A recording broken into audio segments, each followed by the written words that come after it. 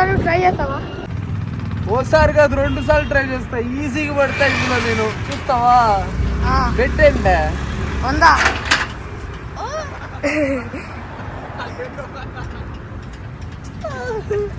ఇరుక్కోపోయాను, పట్టట్లేదురా నేను. వాళ్ళెవరు అరుస్తున్నారు.